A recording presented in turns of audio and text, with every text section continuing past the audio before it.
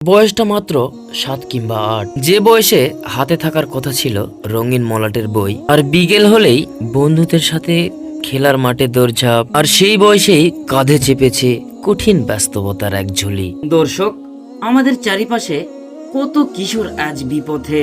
মাদকের হাতছানি, কিশোর গ্যাংয়ের আধিপত্য, কিংবা ঝটপট টাকা আয়ের জন্য চুরি ছিনতাইয়ের অন্ধকার জগৎ। অথচ এই শিশুটি বেছে নিয়েছে এক কঠিন সম্মানের পথ। সে অপরাধ করেনি, কারো পকেটও কাটেনি।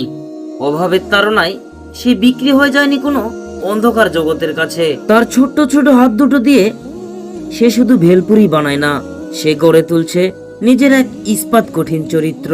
হয়তো তার পরনের কাপড়টা মলিন, কিন্তু তার সততা হিমালয়ের চেয়ে উঁচু।